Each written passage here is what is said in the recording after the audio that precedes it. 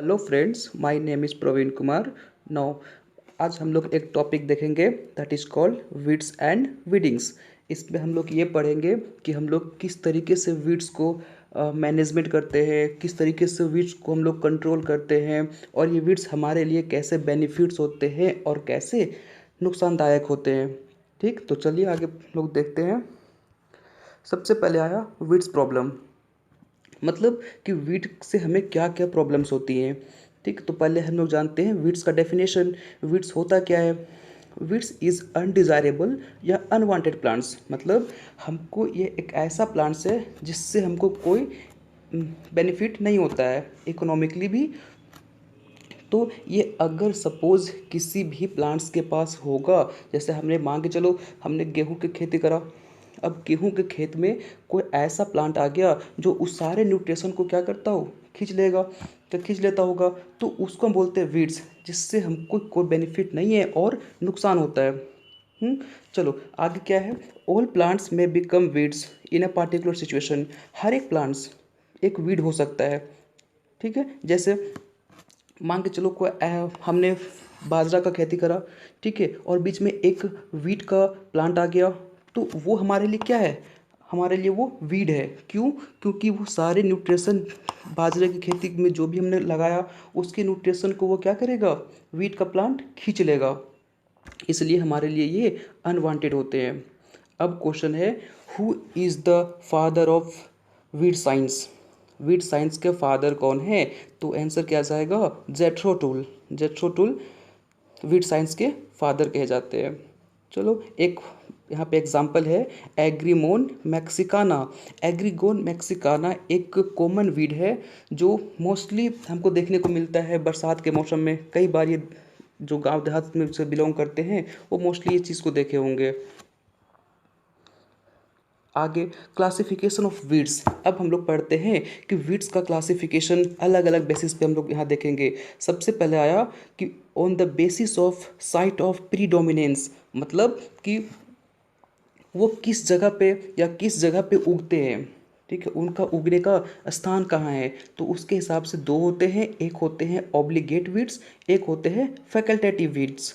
Obligate weeds का मतलब grown only in association with man and his agriculture, मतलब जो एग्रीकल्चर क्रॉप होंगे और जो मैन लोग जहाँ पे रहते हैं वहाँ पे जो वीड्स उगता है that is called obligate weeds.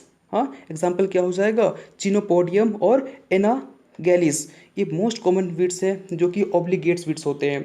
दूसरा आया फैकल्टेटिव। फैकल्टेटिव का मतलब दोनों कंडीशन में ये पाए जाते हैं, जहाँ लोग रहते हैं या ना रहते हो वहाँ भी ये पाया जाता है। जैसे कि आपका जंगल हो गया और जहाँ पे लोग रहते हैं that is called cultivated habitats. ठीक है, वहाँ भी ये पाया जाता है। तो उसका एग्जाम्पल क्या हो गया? एर्गिमोन मैक्सिकाना और यूफोर्बिया हिर्टा, ये मोस्ट कॉमन एग्जाम्पल हैं जो कि फैकल्टेटिव वीड्स होते हैं।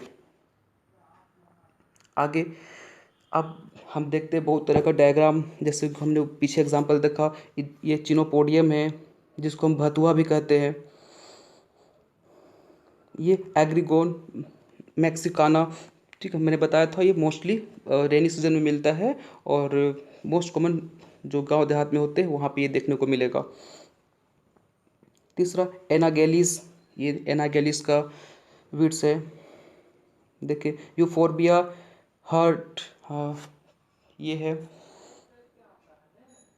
अब देखते हैं on the basis of host dependent, मतलब होस्ट, ऐसे वीड्स जो कि होस्ट के ऊपर डिपेंड होते हैं। अब क्वेश्चन ये उठता है कि होस्ट क्या होता है? होस्ट मतलब ऐसा ऐसा चीज़ जिससे क्या होता हो, प्लांट उस अपना नोरिशमेंट लेता होगा। ठीक है, उसको हम बोलते हैं होस्ट। तो पहला क्वेश्चन पहला है टोटल रूट पैरासाइट, या इसको होलो रूट पैरासाइट भी कहते हैं। टोटल रूट पैरासाइट का मतलब, इस वर्ड को मतलब पहले समझें कि टोटल रूट पैरासाइट क्या होता है या होलो रूट पैरासाइट क्या होता है। ये पहली बात, ये डिपेंड करते हैं दूसरे प्लांट के ऊपर। क्यों? फॉर द नोरिशमेंट पर्पस के लिए। और इसके पास एक खास स्ट्रक्चर होता है जिसको हम होस्टोरिया कहते हैं, जिसके मदद से ये क्या करेगा, दूसरे प्लांट के क्योंकि टोटल रूट पैरासाइट है ना, तो उसकी रूट से क्या करेगा, नॉरिशमेंट को ले लेता है, इसलिए इसको हम बोलते हैं टोटल रूट पैरासाइट या होलो रूट पैरासाइट। एग्जाम्पल क्या हो गया, ओराबैंकी। हाँ, तो अब अगला आता है टोटल स्टेम पैरासाइट या होलो स्टेम पैरासाइट।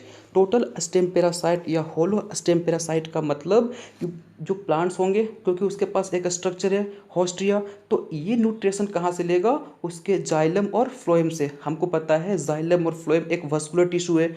जाइलम की मदद से क्या होता है, कोई भी प्लांट्स का क्या करता है, वाटर का कंडक्शन करता है, जब और मिनरल्स का, जबकि फ्लोएम की मदद से वो फूड का ट्रांसलोकेशन करता है। तो टोटल स्टेम पैरासाइट का एग्जांपल क्या हो गया, Cuscuta. Semi root parasite, semi root parasite का मतलब वर्ड क्या है, सेमी। सेमी का मतलब आधा डिपेंड होगा अपने होस्ट के ऊपर। तो ये प्लांट क्या करते हैं, अपना फूड खुद प्रिपेयर कर लेंगे, लेकिन वाटर और मिनरल्स के लिए डिपेंड होते हैं अपने होस्ट प्लांट के ऊपर। That is called semi root parasite. Example हो गया Striga. Now semi stem parasite, ये ऐसे प्लांट्स होते हैं या ऐसे वीड्स होते हैं जो अपना फूड कुछ हद तक बनाएंगे, लेकिन अगर फूड ना मिले तो वो जो सेप्रोफाइट्स होते हैं या उस पर डिपेंड हो जाएंगे, मतलब डेड डिकेइंग चीज़ को वो खा लेंगे, ठीक है, तो उससे अपना न्यूट्रिशन ले लेंगे। That is called semi stem parasite. Example आ जाएगा लोरेंथस। चलो देख सबका स्ट्रक्चर देखते हैं कैसा कैसा होता है ये वीड्स। यहाँ देखिए, ये आपका ओरेम बैंकी हो गया, ठीक, ये आपका कशकुता हो गया जिसको हम डोडर भी बोलते हैं। दैट इज कॉल्ड अस्ट्रिगा, ये हमारा अस्ट्रिगा है। दैट इज कॉल्ड वर्डिवाइन, ये हमारा वर्डिवाइन है जिसको हम लोरेंथस भी कहते हैं। अब आगे, on the basis of botanical and morphological characteristics. कहने का इसमें क्या है, देखो मॉर्फोलॉजिकल करेक्टरिस्टिक्स, देखो कोई भी प्लांट जब पढ़ते हैं या जब भी आप बॉटनी पढ़ोगे तो उसमें दो चीज़ आता है, एक मॉर्फोलॉजी, एक होते हैं एनाटॉमी। तो मॉर्फोलॉजी का मतलब क्या, हम उसका बाहर रंग रूप, ठीक है, जैसे कि हम देखते हैं उसका बाहर में प्लांट कैसा है, छोटा है, उसमें फल फूल आ रहे हैं कि नहीं आ रहे, वो उसका मॉर्फोलॉजी हो गया। एनाटॉमी, जब प्लांट का हम डेप्थ स्टडी करते हैं उसके कोर के बारे में, वस्कुलर कैम्बियम के बारे में, तो वो उसका क्या हो गया, एनाटॉमी हो गया, ठीक है। अब थोड़ा सा हम बात करेंगे ग्रासेस के ऊपर, क्योंकि हम मॉर्फोलॉजी बात कर रहे हैं तो देखेंगे ग्रास में किस तरीके का मॉर्फोलॉजी होता है। तो ग्रासेस में पहली बात देखें कि ग्रासेस के स्टेम जो होते हैं वो होलो होते हैं, उसमें नोट्स भी प्रेजेंट होगा, और जहाँ पे नोट्स होते हैं वहाँ से लीफ निकलता है। That is called grasses. इसका कॉमन मॉर्फोलॉजिकल फ्यूचर है। एग्जाम्पल क्या हो जाएगा इसका, एक्नियोकुला, ठीक है, फ्लैरिस, मोस्ट वीड्स, ये मतलब ग्रासेस जो होते हैं वो मोस्ट वीड्स होते हैं। अगला आता है सेजेस। सेजेस क्या होता है, ये देखो ये प्लांट जहाँ भी पाया जाता है ना, एक तीन एंगल बनाएगा, ठीक है, और जस्ट लुक लाइक एक ट्रायंगल की तरह दिखता है। इसमें नोट्स नहीं होते हैं, और ये इसके जो लीफ होते हैं ना, क्योंकि नोट्स नहीं है तो लीफ कहाँ होगा, सबसे ऊपर पोर्शन पे, ठीक। एग्जाम्पल क्या हो गया, साइप्रस। ब्रॉड लीफ, ब्रॉड का मतलब चौड़ा, तो इस पे ऐसे वीड्स जिसके जो लीफ होते हैं वो क्या होंगे, चौड़ा होंगे। एग्जाम्पल हो गया कैमेलिना, चिनोपोडियम एल्बम, ये इसके एग्जाम्पल है। एग्जाम्पल और मोस्ट इंपॉर्टेंट, डेफिनेशन सिर्फ समझने के लिए है बट एग्जाम्पल आते हैं एग्जाम में। देखो ये पार्थेनियम, पार्थेनियम ये मोस्ट डेंजरस वीड्स में से एक है, ठीक है। पार्थेनियम सबसे डेंजरस है ह्यूमंस के लिए भी, क्योंकि ये रिस्पायरेटरी डिजीज करता है। हाँ, ये क्या करेगा, रिस्पायरेटरी डिजीज करता है, तो ये एक मोस्ट डेंजरस वीड्स में एक है। दूसरा आता है फ्लैरिस। देखो ये मिमिक्री करता है वीट प्लांट का, क्योंकि अब देखे ना, जस्ट लुक लाइक एक वीट की तरह लग रहा है। ये अगर वीट के खेत में होगा तो इसको आइडेंटिफाई करना थोड़ा मुश्किल होता है इनिशियल फेज के अंदर। तो फ्लैरिस किसका मिमिक्री करता है, वीट प्लांट का। चले कैमेलिना, या हमारा कैमेलिना इस तरीके का वीट्स होता है। चले साइप्रस या मोथा, साइप्रस या मोथा ये एक ऐसा वीड है जो जो नदियाँ होती है ना, नदियाँ के किनारे में ये बहुत देखने को मिलता है। केसिया ओसिडेंटेलिस, ये उस तरीके का वीड्स है। अब सबका मॉर्फोलॉजी, सबका देख देख का स्ट्रक्चर याद रखे दिमाग में। देखो ये हमारा है बोरेविया डिफ्यूजा, ये एक रबी है, ये क्या है, एक नहीं सॉरी खारिफ है, ये क्या है, खारिफ क्रॉप के अंदर आते हैं। मतलब ये ऐसे वीड्स हैं जो कि खारिफ फसलों को डैमेज किया करते हैं। ठीक है, आगे देखें, अमेंथस विर्डीज। हाँ थोड़ा मानते हैं, नाम कॉम्प्लिकेटेड है बट हो जाएगा। देखो, यूफोर्बिया थामिलोया, ये है जो रबी फसल को खारिफ फसल को डैमेज करेगा। यूफोर्बिया ड्रैंकुलॉइड्स, ये है। देखो, डिगेरा एरेवेंसिस। अब आते हैं रबी वीड्स, जो कि रबी फसल्स को वीड्स करते हैं, किट को डैमेज क्या करते हैं। ठीक है, जैसे हो गया एनागेलिस एरेवेंसिस, कोनो कॉन्वोल कॉन्वोल्वुलस एरेवेंसिस, डेस्मोडियम ट्रिफोलियम। ठीक है, अब देखो, अब हम क्लासिक जो भी हमने पीछे पढ़ा उसका यहाँ पे कुछ, क्योंकि आपने डायग्राम देख रखा है, अब यहाँ पे उसका हम एग्जांपल देखेंगे। पहले डिफरेंस समझते हैं खारिफ क्रॉप में और खारिफ वीट में क्या होता है, रबी वीट्स में क्या अंतर है। इससे पहले हम समझें कि खारिफ क्रॉप किससे कहते हैं, रबी क्रॉप किससे कहते हैं। खारिफ क्रॉप ऐसे क्रॉप जिसको हम कल्टीवेट करते हैं मानसून में, जैसे कि आपका राइस हो गया।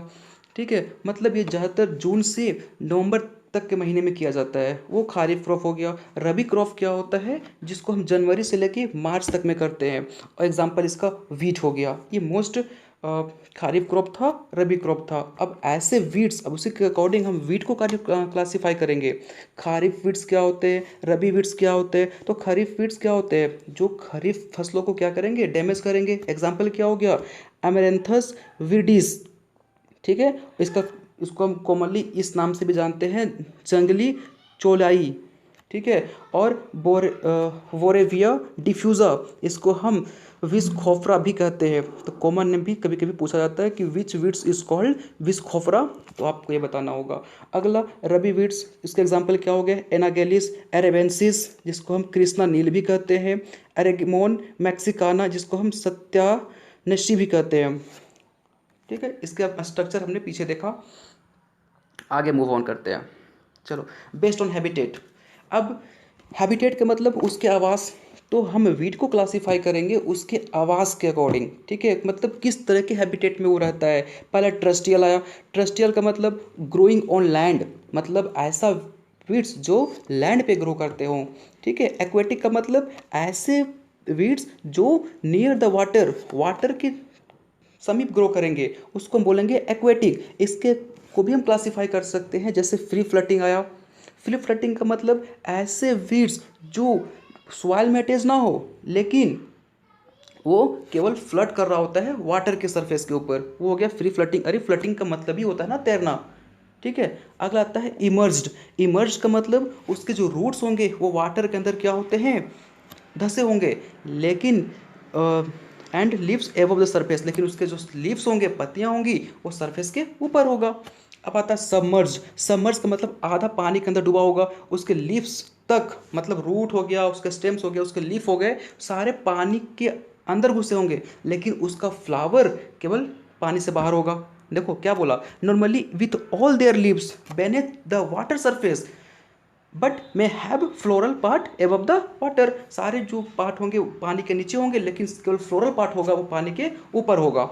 Okay, now this is called, हम देखें उसके हैबिटेट के अकॉर्डिंग वीड्स कितने प्रकार के होते हैं, है ना। आगे बढ़ते हैं, आगे आया crop weed competition. Very very important कि क्रॉप वीड से किस चीज़ के लिए कंपटीशन करता है। पहला आया न्यूट्रिशन, है ना भाई। न्यूट्रिशन का मतलब हो गया पौष्टिक आहार। तो सिंपल बात समझने की कोशिश करें कि इस न्यूट्रिशन में क्या होता है। जो वीड्स होते हैं ना, वीड्स के पास कैपेसिटी होता है फास्ट न्यूट्रिशन को एब्जॉर्व करने का। अगर आपने क्या करा, मान के चलो आप खेती कर रहे हो किसी गेहूँ का या किसी भी फसल का, वहाँ पे उसका वीड्स ग्रो कर गए, और जब उसके वीड्स वहाँ पे ग्रो करेंगे तो फिर क्या होगा, ठीक है। तो जो वीड्स होते हैं वो क्या करते हैं, उसका जो न्यूट्रिशन का एब्जॉर्प्शन कैपेसिटी होता है वो हाई होता है हमारे मेन क्रॉप से। मतलब आपने अगर मेन क्रॉप ग्रो करा है किसी खेत के अंदर, तो वो अगर उस जगह पे वो उग गया तो वो क्या करेगा, सारे न्यूट्रिएंट्स को बहुत तेज़ी से एब्जॉर्ब कर लेगा, जबकि हमारा मेन प्लांट उतना तेज़ी से एब्जॉर्ब नहीं कर पाता है। इसकी खास कैरेक्टरिस्टिक्स होती है वीड्स का। इसमें एक खास बात आप नोटिस करना, हम कंपटीशन के साथ साथ जो क्या वीड्स कॉम्पिटिट करते हैं मेन क्रॉप के साथ, उसके साथ साथ कुछ जनरल फ्यूचर भी बताते चल रहे हैं। तो पहला मैं बताया कि जो वीड्स होते हैं वो न्यूट्रिशन को जल्दी एब्जॉर्ब कर लेते हैं as compare to main crop. ठीक है। दूसरी खास बात कि ये जो वीड्स होते हैं ना वो डीनाइट्रीफाइंग बैक्टीरिया को प्रमोट करते हैं। मतलब वो वीड चाहता है कि हम ऐसा कुछ करें जिससे प्लांट डैमेज हो जाए, तो प्लांट को नाइट्रोजन डेफिशिएंसी करवा देता है कौन, weeds, by the help of denitrifying bacteria. तीसरा काम कि वीड्स का जो लाइफ साइकिल होता है ना वो बहुत कम समय के लिए होता है।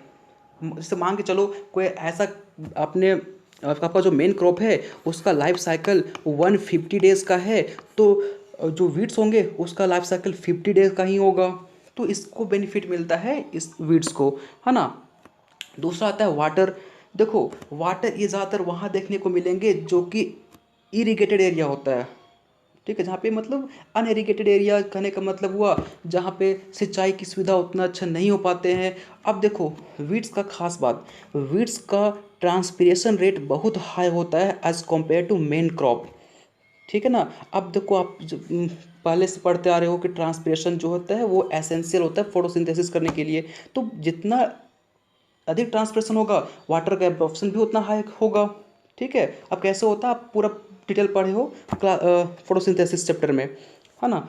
तो एक ये खास उसका कैरेक्टरिस्टिक्स होता है वीड्स का। चलो फॉर लाइट के लिए, अब देखो लाइट से कैसे क्रॉप को डैमेज करेंगे। मान के चलो हमारा ये है मेन क्रॉप है, अब जो वीड होंगे वो क्या करेंगे उस पूरे हमारे मेन क्रॉप को ऊपर से कवर कर लेंगे। अब कवर कर लेंगे तो सन का लाइट जो है वो फॉल नहीं हो पाएगा मेन क्रॉप के ऊपर, जिसकी वजह से क्या होगा, प्लांट में फोटोसिंथेसिस का रेट कम हो जाएगा और प्लांट उतना बेटर डेवलप नहीं कर पाएगा। ठीक है ना भाई। चलो फॉर कार्बन डाइऑक्साइड, है ना। देखो जितना ज़्यादा कार्बन डाइऑक्साइड होगा उतना फास्ट प्लांट भी ग्रो करेंगे, उसको उतना बेटर फोटोसिंथेसिस भी वो कर पाएगा। लेकिन लेकिन वीड्स जो होते हैं उसमें भी हाई कैपेसिटी होता है एब्जॉर्ब करने का कार्बन डाइऑक्साइड को।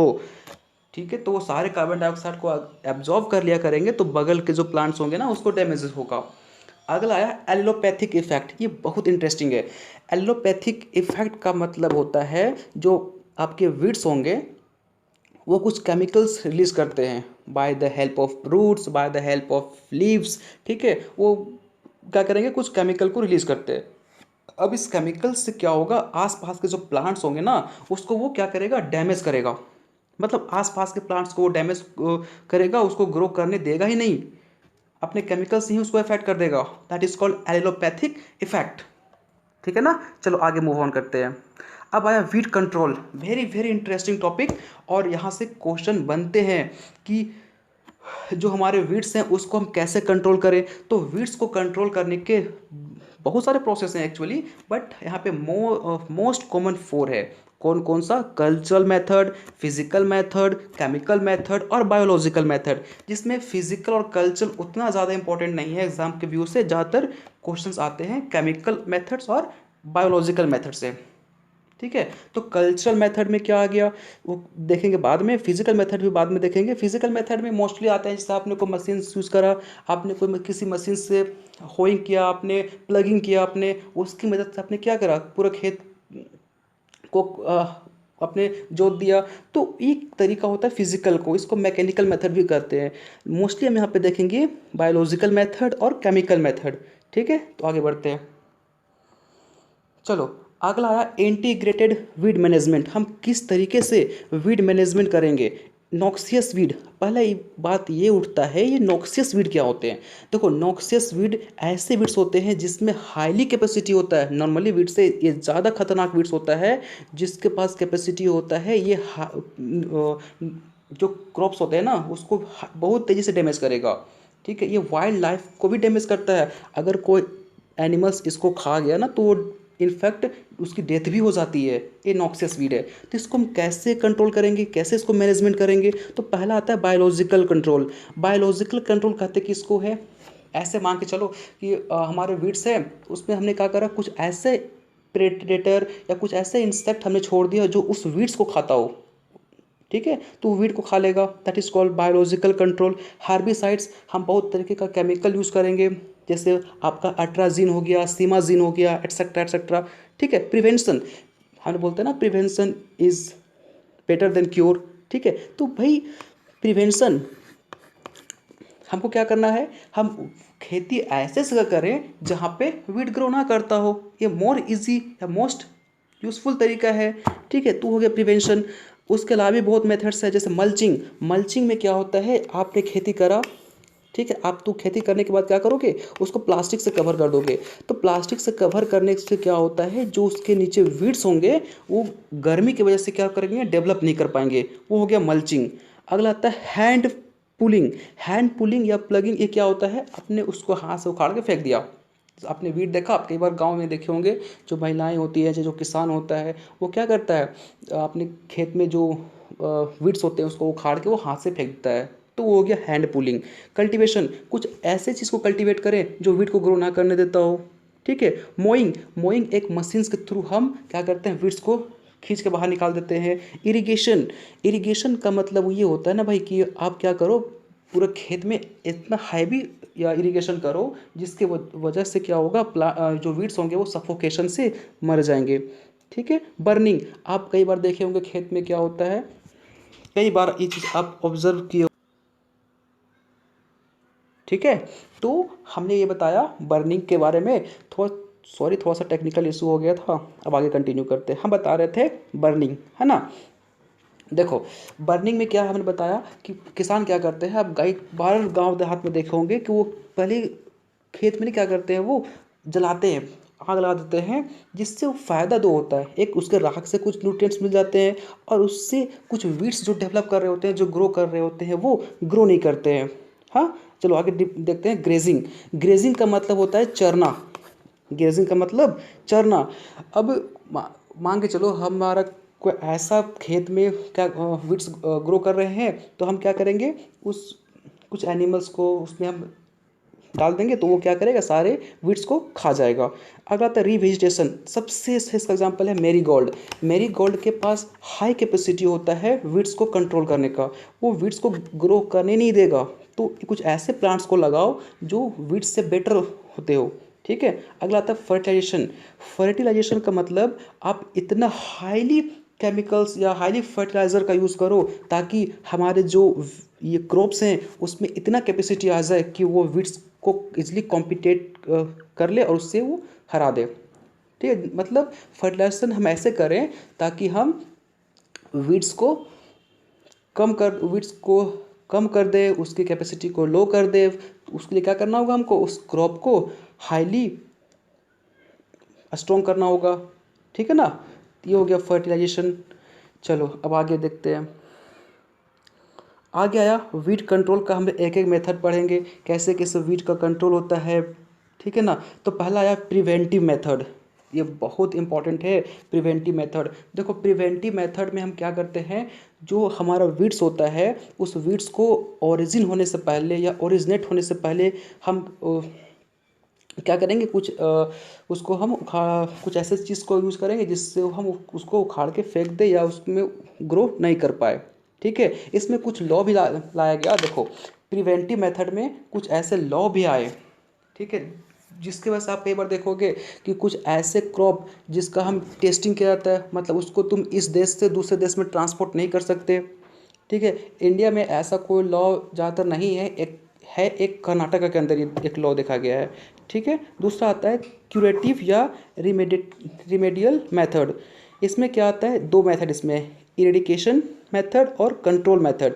इरेडिकेशन मेथड क्या होता है, इरेडिकेशन मेथड में नाम से पता चल रहा है ना, इरेडिकेट मतलब कंप्लीट हम उस वीड्स को उखाड़ के फेंक दिए, इरेडिकेट कर दिए, हटा दिए। दूसरा आता है कंट्रोल मेथड। अब उसको हम कैसे कंट्रोल कर सकते हैं, जिसमें पहला आता है कल्चरल मेथड। कल्चरल मेथड में आया मैकेनिकल या फिजिकल मेथड, अपने फिजिकल हाथ से, ठीक है, कुछ इंस्ट्रूमेंट का यूज़ करके उसको हम हटा दिए, वो कहा गया क्या, मैकेनिकल मेथड। इसमें एक और आता है ड्रेजिंग। ड्रेजिंग का मतलब कुछ मैकेनिकल फोर्स का उपयोग करेंगे हम, ठीक है, वीड्स को रिमूव करने के लिए।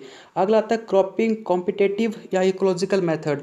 इस पे कहा, इसमें खास बात यह है ना, इस पे हम क्या करेंगे, क्रॉप रोटेशन करेंगे। अब क्रॉप रोटेशन से क्या मतलब है, क्रॉप रोटेशन का मतलब ये है कि आपने क्या करा कि मान के चलो कोई ऐसा वीड्स जो कि पेड़ी के क्रॉप में ग्रो करता हो, ठीक है, आपने पेड़ी का खेती करा, उसमें कुछ वीड्स ग्रो कर जाते हैं, तो अगले टाइम आप क्या करोगे, उसमें वीट का खेती कर दोगे। जब आप वीट का खेती करोगे तो ये वीड्स ऑलरेडी रिमूव कर जाएंगे, है ना। तो ये क्रॉप रोटेशन एक बेस्ट तरीका है। अगला आया बायोलॉजिकल।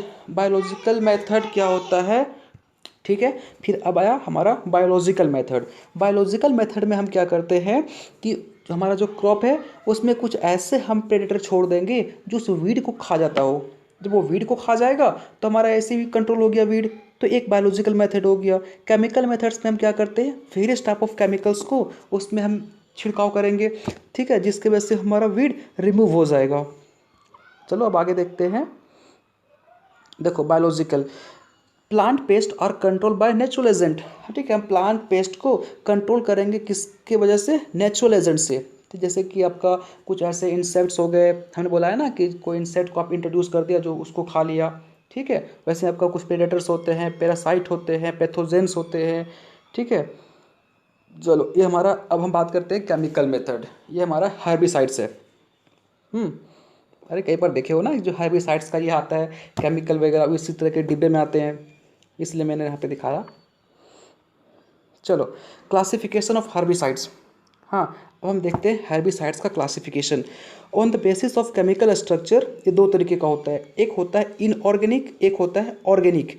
इनऑर्गेनिक में आपका आ गया आर्सेनिक, सोडियम, सल्फ्यूरिक एसिड्स, ये सारे इनऑर्गेनिक हर्बिसाइड्स हैं।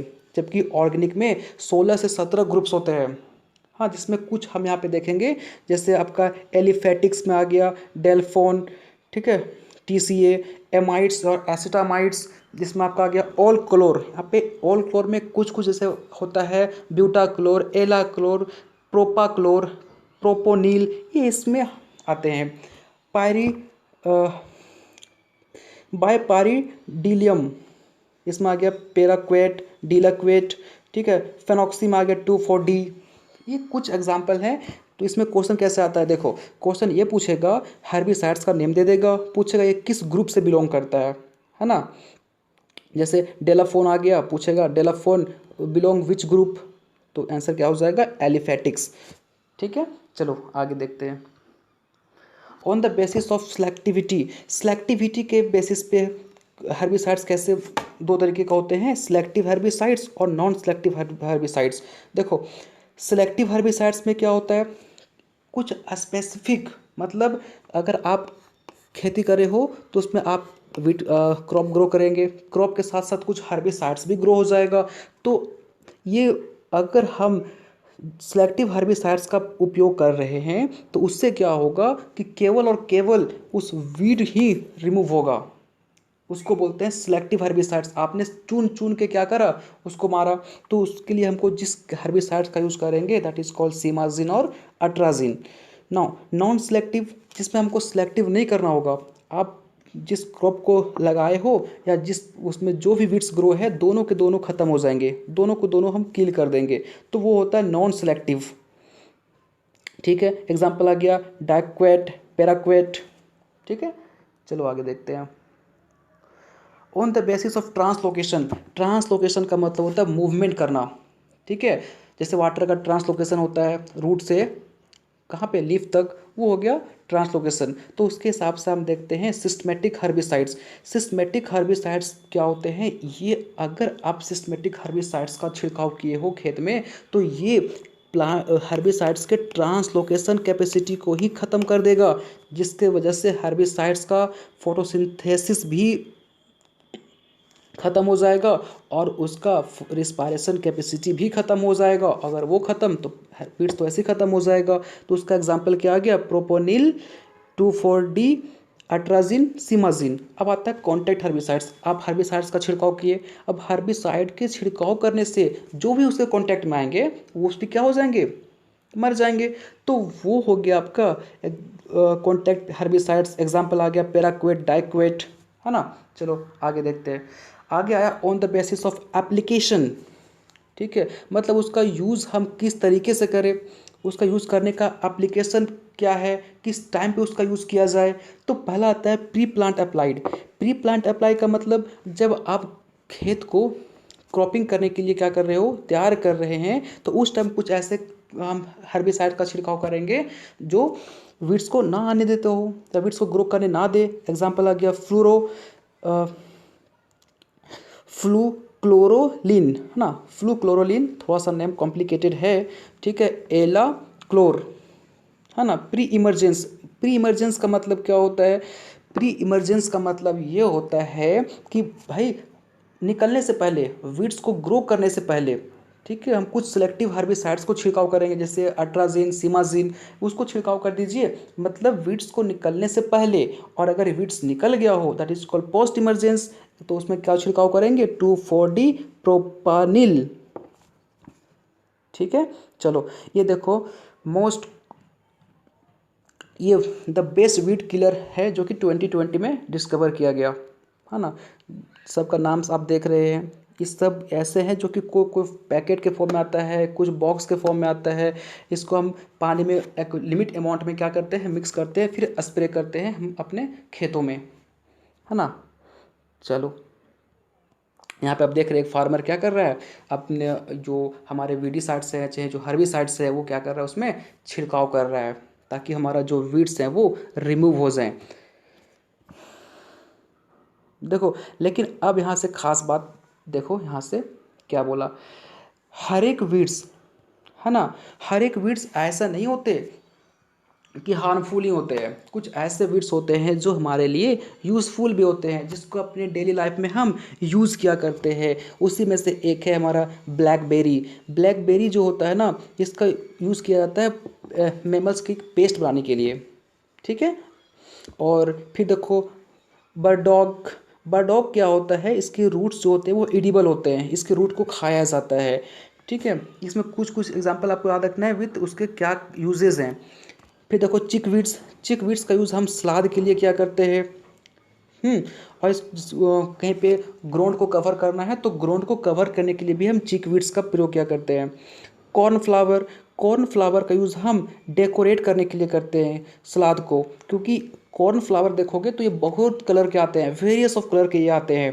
तो भाई अलग अलग कलर आता है तो इंसान के माइंड में क्या आता है, भाई इससे हम किसी चीज़ को डेकोरेट कर सकते हैं। जैसे फूल अलग अलग कलर के आती हैं तो उससे मेरे माइंड में क्या आता है, उसको हम अच्छे से डेकोरेट कर सकते हैं इसके थ्रू।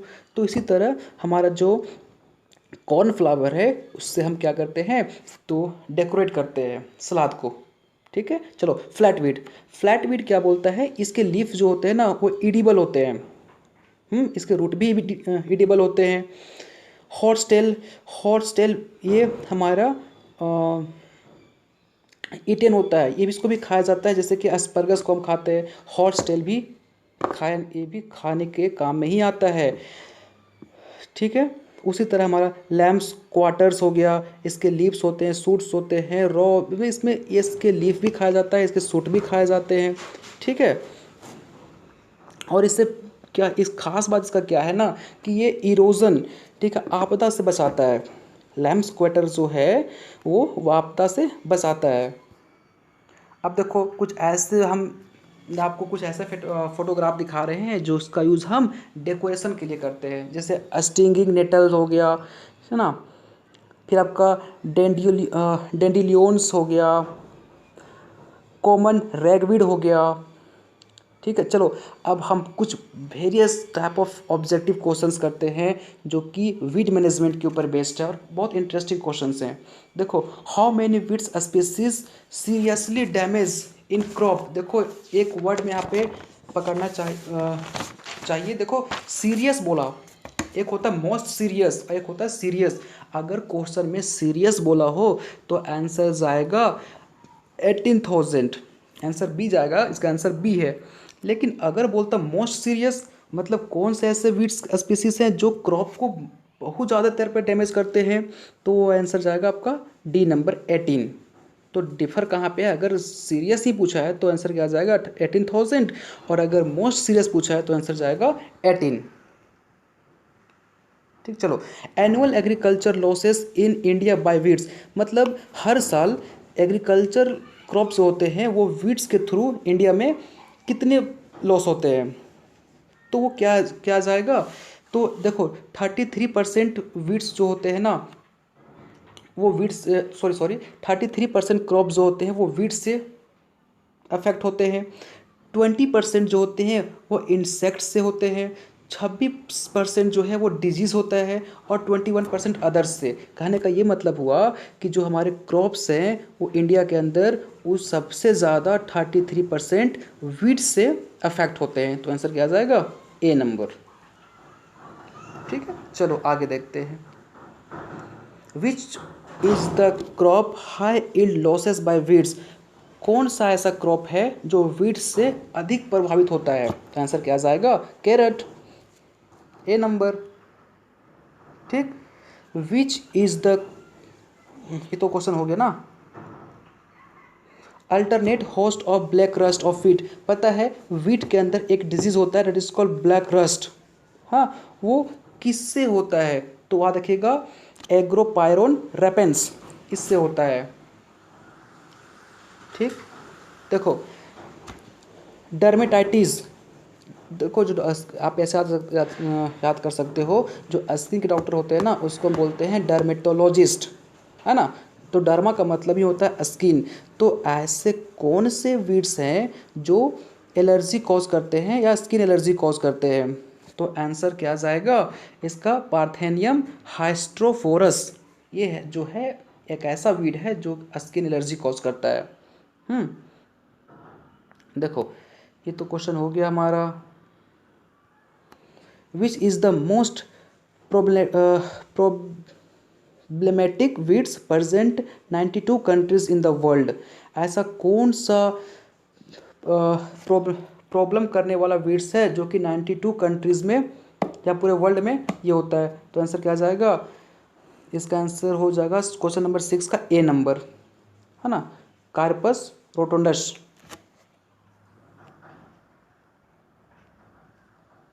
देखो ये मोस्ट इंपॉर्टेंट क्वेश्चन है जो कि पूछा गया था, which weeds use medicinal for snake bite.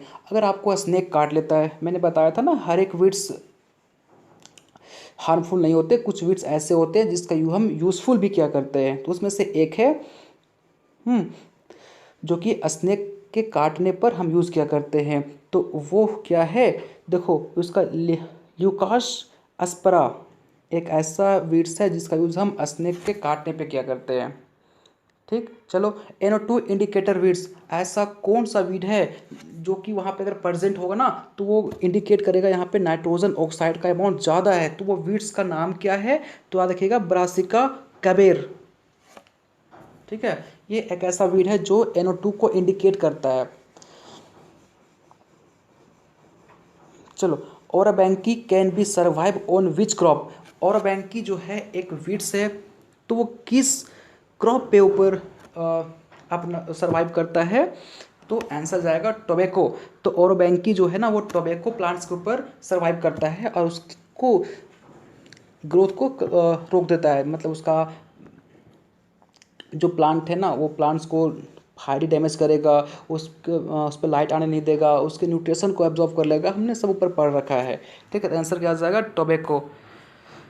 चलो thank you so much and bye bye.